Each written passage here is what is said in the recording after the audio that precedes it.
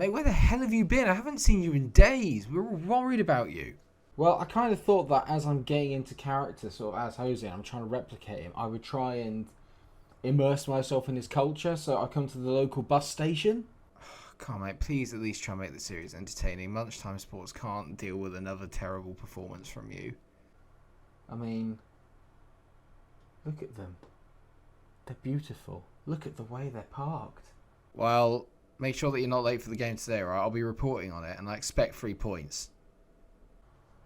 Nope, it's going to be easy, mate. 3 points, no dramas. Don't worry yourself. Already won a Europa League qualifying tie, which, as we all know, is bloody difficult. So, no issues. Really confident. You'll get your 3 points. Promise. All right, cool. I have every faith in you. I won't be late. The number 54 runs right past the stadium. No issues. Now, if I can just figure out how to speak Portuguese, we'll be in business.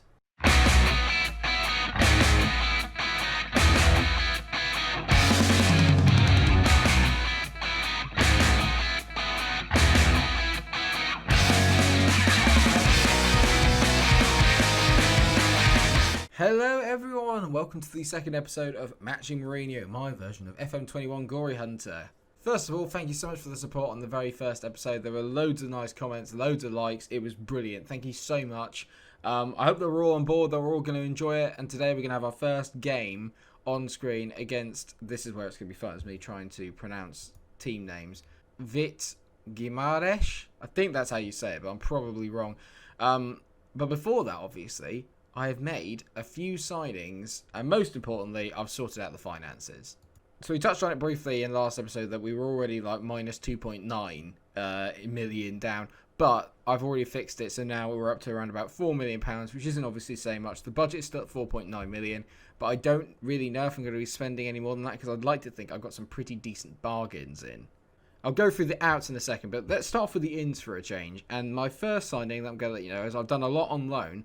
And our first loan signing is João Victor, who is a Brazilian left and right winger. Got him on loan from Wolfsburg. Looks like he could potentially be very good. Got very decent physicals, good mentals, and his technicals could do with a little bit of work. But I think as a backup option for either wing, he's pretty good. We did say that I needed a little bit of support up front and give us a little bit more attacking verve. Hopefully he'll be more like an impact 7, can come off the bench and cause a little bit of havoc. That's the plan anyway.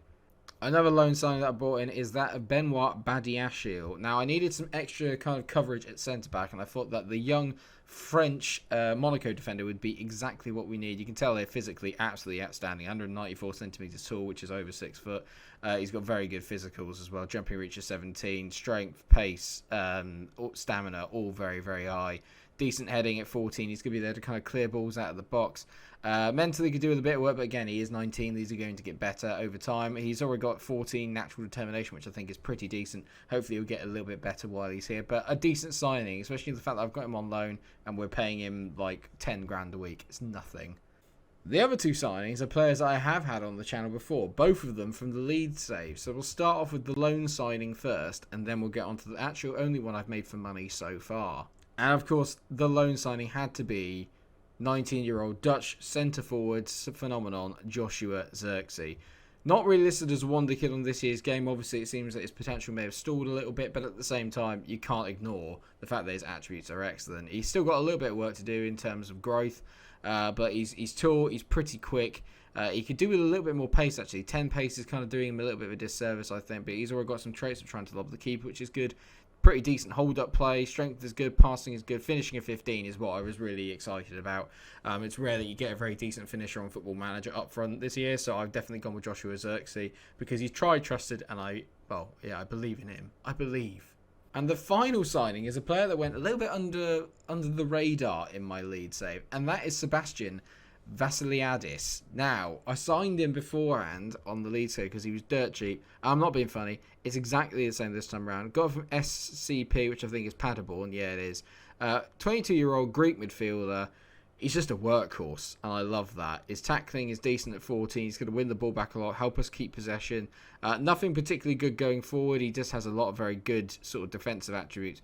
But I've got a lot of attacking midfielders, so to actually have him here is quite nice. 17 work rate, 17 aggression, 16 bravery, physically a bit of a tank, and teamwork at 15 make me think that he's a very, very decent signing for the meagre price of 2.5 million, which, like I said, absolute steal. I'm looking forward to having Seb in the van, and there is only one more player I'm looking to buy but have not quite secured yet.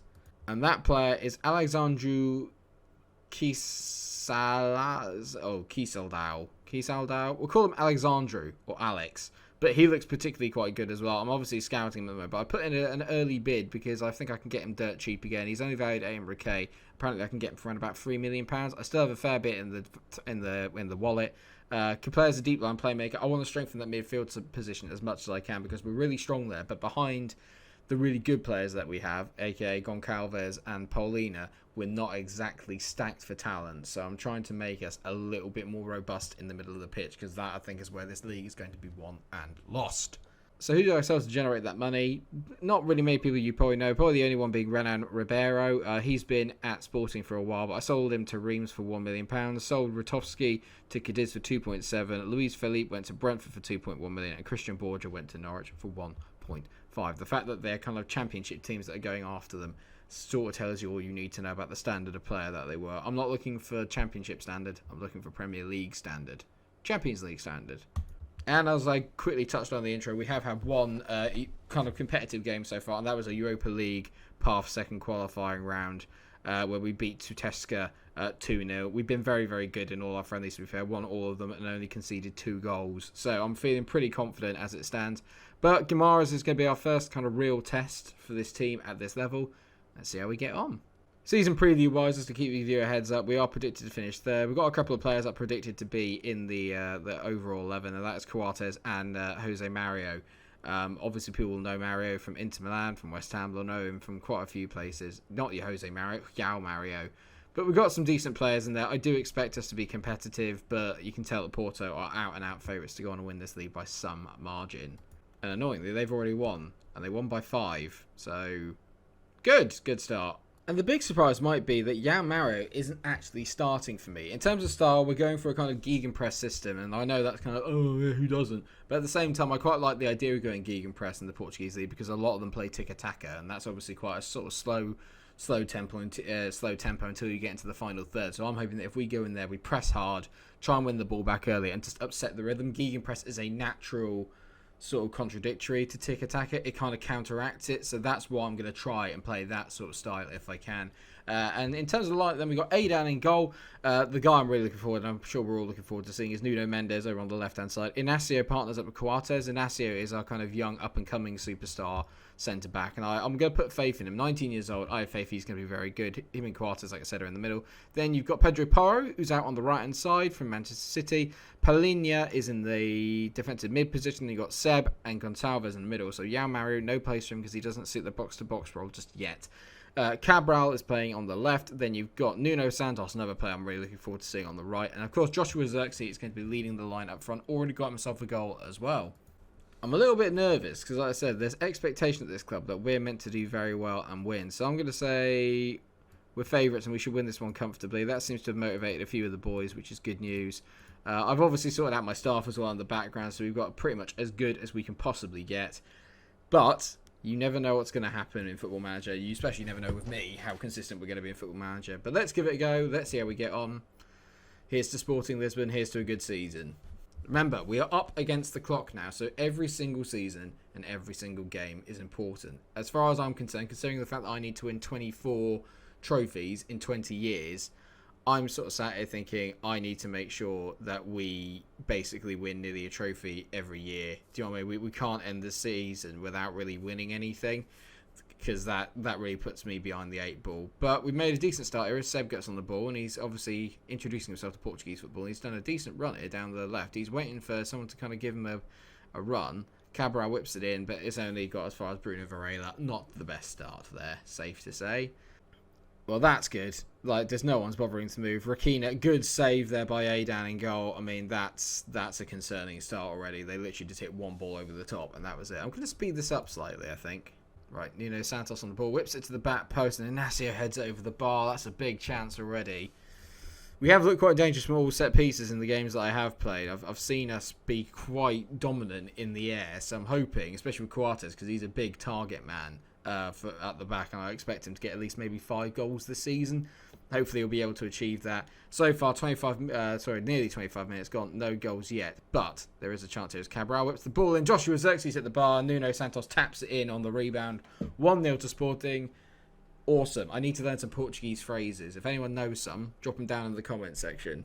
I was going to say vamos, but that's Spanish, and that's not something I want to get mistaken there. Good header by Zirkzee, and lucky that he doesn't score. But Nuno Santos on hand to tap it in.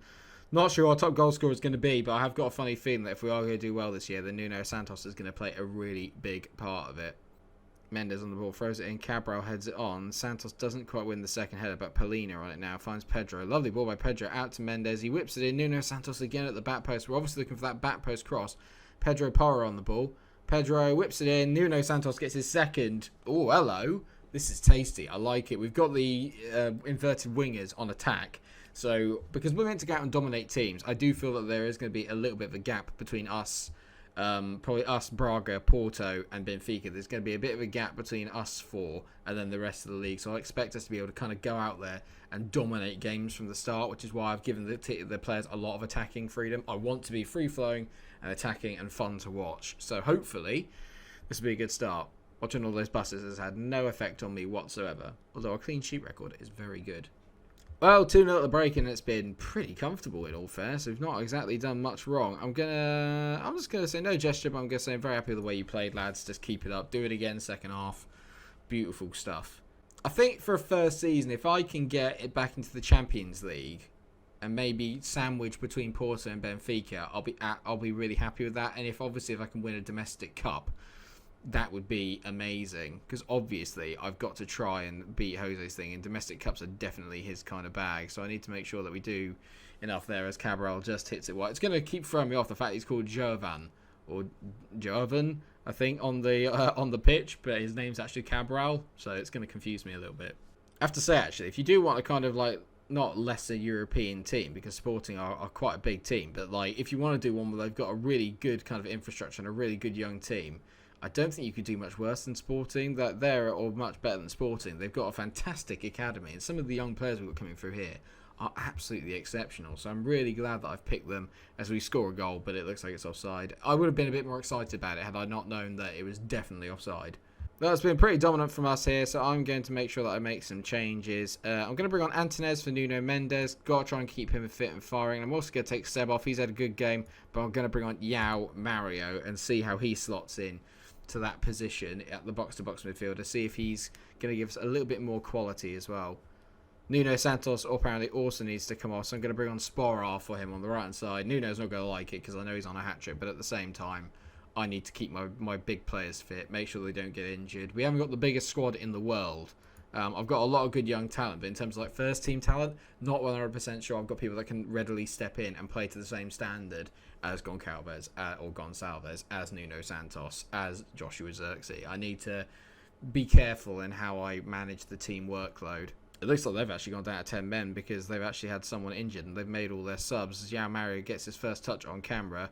Lovely play by him there. Great ball to Sporar, who darts inside, and András Sporar, who I've kind of like put to one side really when Joshua Zirkzee's come along. I didn't trust Sporar to really be our number one goal scorer, but that is a damn good finish. I think I've just realised we get 5 subs here.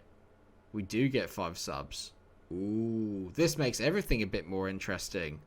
Ah, well, okay, the 5 sub rule exists here, which I didn't know. That makes everything a lot more interesting as Cabral loses out on the ball. I'd like if we could finish with a clean sheet, please, lads. And it looks like we're going to. As Sporar gets on the ball, finds Pedro Porro. He looks like he was trying to set up a hit there, but not quite.